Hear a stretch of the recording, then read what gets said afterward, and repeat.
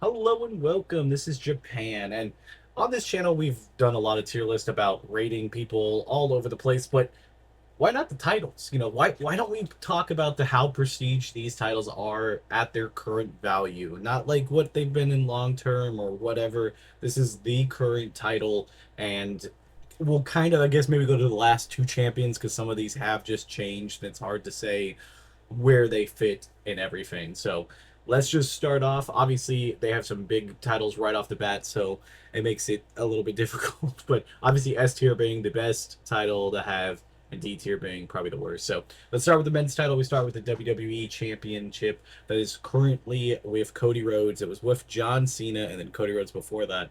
And then Roman Reigns. If you want to go like the last four champions, honestly, this has always been the focal point of WWE. It's hard not to want to put it in S or A tier. It's kind of like one of those things where it's always going to be the top title because it has the brand recognition that it's all around it. And it used to be the undisputed title, unlike the heavyweight title that kind of got reborn and sent later. And that was a whole new thing that they had to make better and better and better.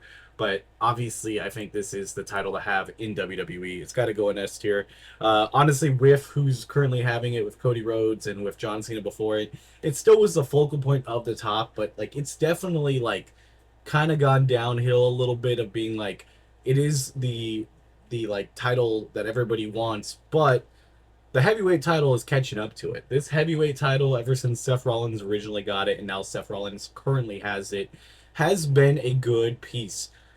We obviously have had two cash-ins on it, so CM Punk and Drew McIntyre's title reigns aren't great because they're 5 minutes each. But Jey Uso, Gunther, Seth Rollins, Damian Priest, and then obviously Seth Rollins now again has made this title just better and better. I'm gonna put it in an A.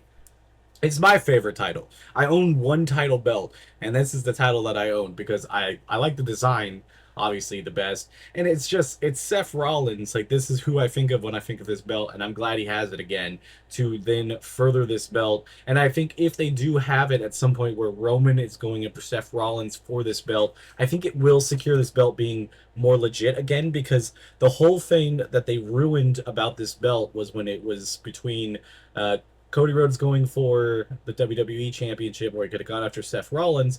He made this Roman Reigns made this belt out to be a garbage belt or a second place belt, and they should have cut all of that promo because it really weakened this belt's lineage. But luckily, it's gotten back up.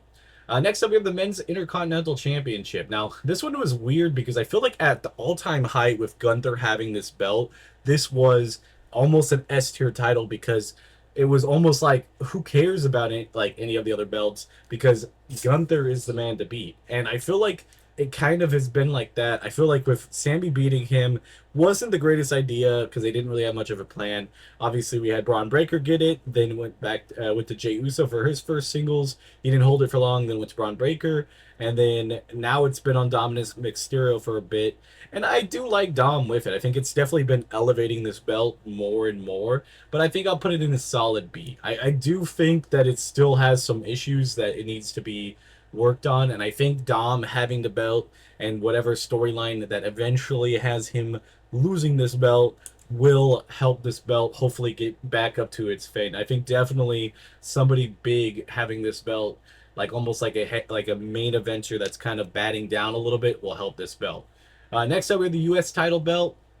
This one is a weird one because it's had a lot of issues over the years. When Rey Mysterio had it going to Logan Paul, that part this belt was at an all-time low.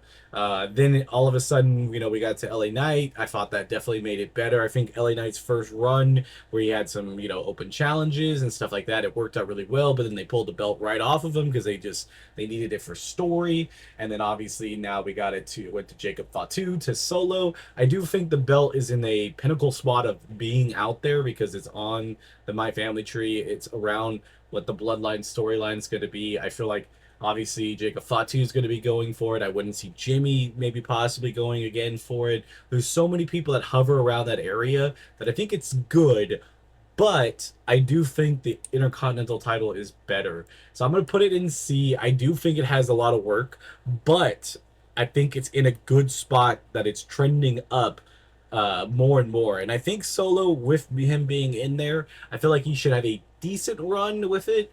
But I think whoever gets it next should have a solidifying run to make it look good. Next up is the SmackDown Tag Team titles. These are one of the hottest titles on the any brand because the tag division on SmackDown is the best like division on the main roster. Like when you call the show to that, because it's stacked. They have so many tag teams on it, and now you enter now Solo's henchmen's basically are also in it now. You have 7 to 8 teams. That's without even Pretty Deadly. That I don't know if they're still on there. Whatever it matters, there's just so many that can do this. This title is definitely up to that solid B. It did get defended at SummerSlam, which is really good. If we could see it defended once more in the PLE, it's a comfortable A at that point because it gets the screen time on SmackDown. It just needs more PLE times. Then we go to the Raw Tag Team titles. This one's an easy, just throwing it at the bottom. These tag team titles have been disastrous because they went from being split up and being on Miz and R-Truth. They didn't really give them much of a tag run. Judgment Day's had it, twice now. The War Raiders, I think, were the best tag team to have this in the last 2 years, but they really still didn't let them do much. New Day taking it off of them, I thought was going to be a great idea, but it didn't work out because they didn't let them defend it. And now it's back to the Judgment Day, who have defended it once, but it's nowhere near how hot this division is on SmackDown with the tag team divisions. And Raw has good tag teams. They have American Made, they have the Viking Raiders or the War Raiders, they have, LWO, they have a bunch of people. They could easily just throw two guys together that have phenomenal chemistry and something could work out. It's just a very poorly run title. Then we got to the WWE Women's title that is currently held by Tiffany Stratton. She took it off of Nia Jax by cash-in, and before that, that was Bayley, and then Io Sky before that. So it's had some pretty decent lineage of championships, but man, it does not feel as cool of a prize as the heavyweight championship. It just feels like, yes, it's a good, amazing championship to have, but I don't feel like there's any vested storyline. Tiffany had her best rivalry with Charlotte Flair. That was great. But before that, being tangled with Nia Jax, after that being tangled with Nia Jax, then basically crushing Jade Cargill, there's been nothing for this title to really have that's like, this is amazing. The best storyline, I guess, in the last 2 years was when Bayley was going to have to get rid of Damage Control to get the title off of Io. I guess that would be the best. It's still like not as been as great. It's still a phenomenal title, so I'll put it up there in the A, but I definitely think out of a lot of those titles, it could definitely be going down if they don't do some more stuff. Then we got the Women's Heavyweight Championship, and obviously with the pedigree of who's going after with like Rhea Ripley, Io Sky, Naomi's the current champion. They had Bianca Belair at WrestleMania. This is the title to win. This is it. This is always going to be like the title that Rhea Ripley is going to be going for. I feel like because it's like synonymous with her having it. Io's had it. Like this is a title that I think is going to have that lineage that no other title's ever going to have. Becky Lynch has won this. Like there's just so much stuff that this title currently has. It has to go up in S tier. I think it's been worked really well. And even if the storylines sometimes aren't the best, I mean, they had Liv Morgan have it. Like, they had so many different people to do that. It's always just been a focal point of Raw. And I think that makes a good title. Next up is the Women's U.S. title. This has been a title that's just been disastrous. I mean, I feel like you put the title on Chelsea Green. I think she had probably so far the best reign. She had it defended pretty often, even if it was only against Meacham and BFAB, which was unfortunate. And then she lost it to Zelina Vega. Zelina Vega didn't do anything with it, not against her, but they just didn't have much. Every match she had just wasn't great, so like that didn't help. And then now putting it on Julia, which Julia is one of my favorite wrestlers on the WWE roster. I was super pumped for this to happen, but it's just not being used. I mean, we've seen it in the background just so many times. We just need to get a match. Like, set something up for it to be defended on a 1 to or like at least 2 to 3 week basis. Like we barely see this thing. It needs to be out there defended, even if it's in like a tag match and we see her have the belt. Like Lyra with the IC title, which we'll talk about, just was always shown, and it's just this is barely ever. So I'm gonna put it down in D. Then we go to the women's intercontinental title. This belt between Lyra and Becky recently has just been the prize. It's been an amazing prize that has been just blood, sweat, and tears type of like workhorse type of title, which is what you kind of feel when you think about the Intercontinental title in general.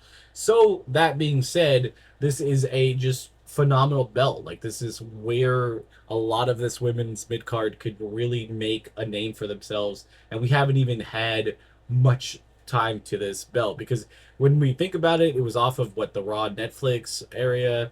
They didn't really do much with Lyra with it for the first couple months, which was just them trying to figure it out. But it heated up really fast with her rivalry with Becky Lynch, and then now Bayley's in it.